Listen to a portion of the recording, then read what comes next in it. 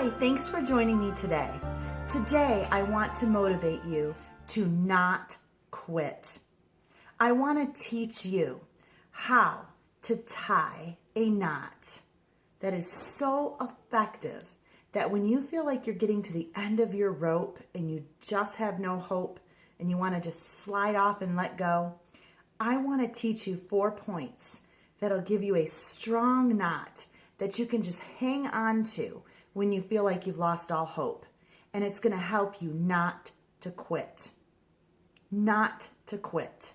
So I'm challenging you to get a pen and paper out and just jot down 4 things, 4 important things. Because when we have goals and we have dreams in our heart that we're passionate about and we're striving for them and we hit a roadblock and we hit an obstacle, we want to quit. We want to give up and we just want to let go. So maybe you're hoping for a better, healthier marriage and you're just feeling you're at that point where I'm tired. I don't care anymore. He doesn't care. I don't care. I'm tired. I've lost hope. I'm giving up. I'm tossing the rope. Maybe you're in a place with your finances or your budgeting and you just feel like, man, I can't get the job that I need and I've been trying and I'm stuck here. And I just feel like I'm going more and more in debt. There's no favor for me. There's no blessing. There's no open door. No, you need to remember your goal and remember your vision, and you need to keep striving for that. Maybe you're trying to replace some bad habits with good habits, and it's just getting hard. Maybe you're working on discipline in certain areas of your life. Maybe you're working on a graduation degree somewhere. Maybe you're working on a book or you're writing a book and you really want to become the next best author. So all of these things, you know what's going to happen. The enemy's going to trip you up. He's going to provide all kinds of roadblocks and obstacles to get you to stop running your race, and he's going to get you to trip and fall out of your race. So if he does that, he wins. He wins. And so what I want to do is give you some effective tools. So when you feel like that rope is slipping through your hands, that you have a knot that you can just kind of like grab onto, and you have enough grasp there and enough thickness there, and you feel a little secure there that you're not going to let the rope just go through your hands. There's enough there. And we're going to find that in some principles that God gives us. And so again, I want to motivate you to keep those passions in your heart, to keep those dreams, to keep those visions, and go after them. God has a huge plan for your life. In Ecclesiastes 5:3, it says that with a dream and with goals, there's much busyness and painful effort. I love that part of the verse. Painful effort? Painful effort. So when we're going after our goals and we're going after our dreams, we have to know that those obstacles and those challenges are painful. But God is saying, listen, it's going to be busy. It's going to be hard. Roll up your sleeves and fight for those dreams. Fight for them. So I'm going to give you some fighting tools, really. I'm going to give you some power, some of his superpower in your natural. So you can build that knot and you can hang on and you can say, man, I'm ready. This is going to be painful, but I'm going to put all the effort that I can put and I'm going to win in the end. I'm going to see these dreams come to pass. I'm going to watch these goals come to pass. And I'm not going to be tripped up by the obstacles and the roadblocks that are in my pathway. So we go through so many seasons where we feel like, you know what, I'm missing the favor. There's nothing in it for me. I'm out. I'm tired. It's the same thing year after year, month after month, week after week. Nothing is changing. Well, sometimes we have to create the environment for change. And so I also believe the 4 points that I'm going to share with you is going to create the environment for change. Powerful things. The first thing that I want you to start with is if you're at that point where you're at the end of the rope and there's really nothing to hang on to, you're ready to let go. I want you to just start by asking God for this desire. Just start with this prayer. Just pray for the audacity to embrace the challenge. Just pray for the audacity to embrace the change a little bit. The challenge is going to come with a little bit of change. And you just feel so burnt out right now. Let's just pray for the audacity and the desire to embrace a little. To just try it out. Let's just ask God. Start there because I promise he'll nudge you a little.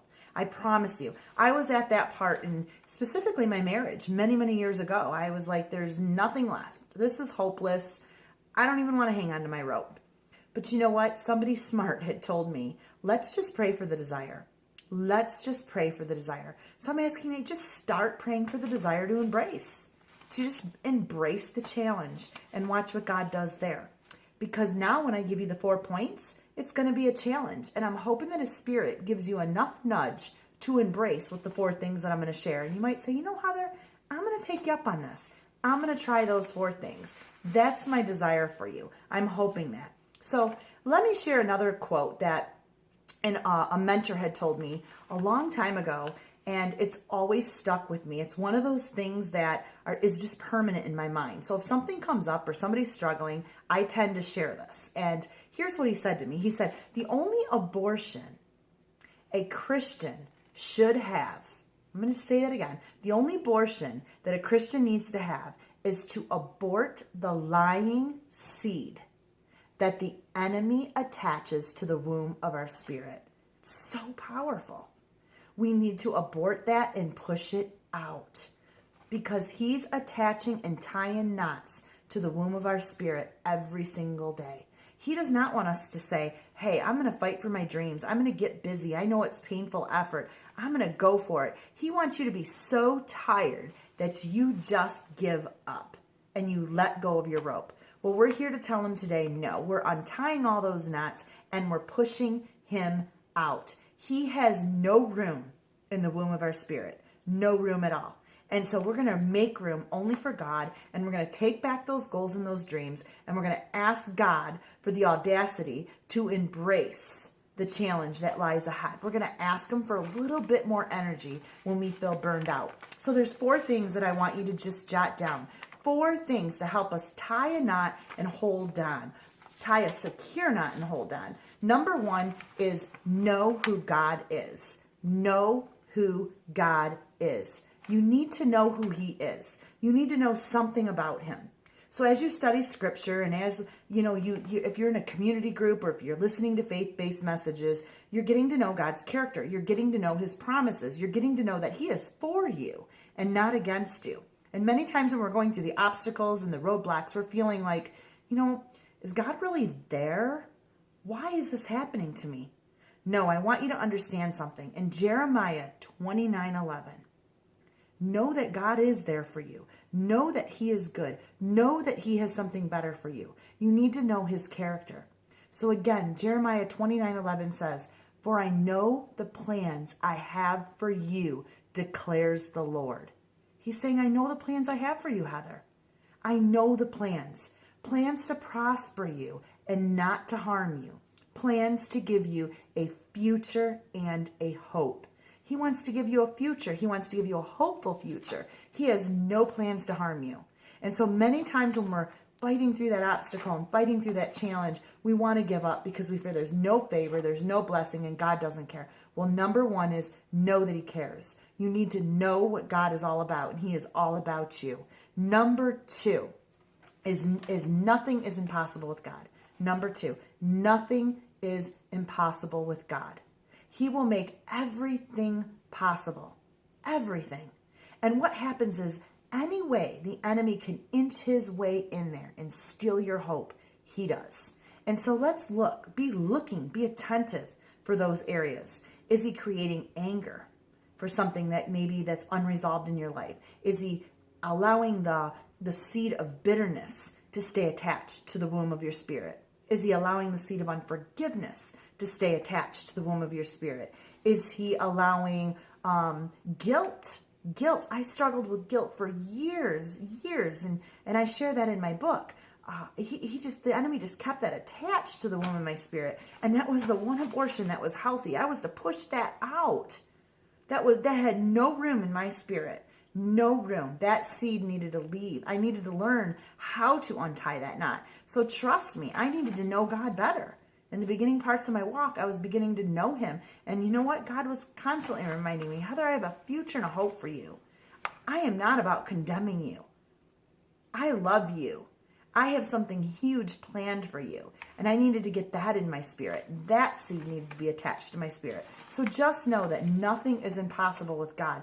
Do not look at all of those impossible situations, all those roadblocks, and give up and let go of your rope. Tie a knot today and say, nothing is impossible with God. Number 3, our weaknesses. We need to tie a knot and we need to look at our weaknesses in this way, and we'll hold on much stronger. A lot of times when we look at our weaknesses, we feel disqualified and we knock ourselves right out because of the obstacle and the roadblock of just feeling disqualified. Sometimes we attach our past to us. We attach the situations to us. We attach all the negativity that's going on around us, and we just feel like failures. We're too weak and we don't want to deal with it. So a lot of times it just becomes our weakness. Our weakness. Well, let me share what God says about our weakness. In 2 Corinthians 12:9, he says that my grace is enough and it is sufficient. My grace is enough and it is sufficient. And his strength is made perfect in your weakness. He loves our weakness. That's when he comes alongside of us, partnerships with us. And he says, now you will see my super in your natural. And I am going to do something above I'm going to do something above and beyond all that you can think or imagine. And I love that part. He can do something exceedingly above and beyond that we can imagine. He just wants to partner with our weakness. He wants to show us that all things are possible with him. He wants to have the glory. He wants to have the attention. So a lot of times we're focusing on our weakness. How do we get our eyes off of our weakness? First, we need to say, Lord, this weakness is for you. I know that you're going to take care of it. I know that you're going to take care of this struggle. And what you need to do is you need to begin to start listening to faith-based messages. When you begin to listen to faith-based messages, listen, our faith comes by hearing the word of God. Our faith is increased. That supernatural that's inside of us just gets more stimulated and it's increased. And so God goes to work harder inside of us. So every time we listen to a faith-based message, every time we say, God, here's my weakness. I'm exchanging it for your grace. I'm exchanging it for your greatness. You know what God does? He steps back and he sees that through the painfulness in our life, we're making a painful effort to exercise our faith. We're staying focused, and he gets excited about that. He takes action. He sees that our heart is excited about what he wants to do in our life. So he partners even heavier with us. He just comes alongside of us even more. His presence is more. And so that's something that we have to remember, that we can't focus on our weaknesses. Eyes off weakness, put it on a faith-based message, look who God is, and do not give up. Do not give up. So that weakness is now going to become a message. Sometimes we'll listen to, a lot of times I have messages on my podcast and on my YouTube channels. And whatever I'm struggling with, I might just kind of like search for a message in that area.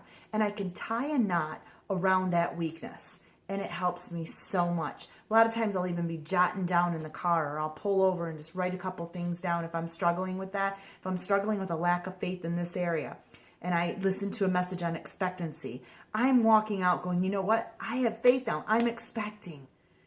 That roadblock is no longer there. I have hope, and I'm expecting that God's going to do exceedingly abundantly above all that I can ask or think or imagine. And so my faith was just stirred. And God gets excited about that because he knows that I refocused my energy, not on my weakness, but on his strength. And in his timing, he will work it all out because that's who God is. The last one is number 4.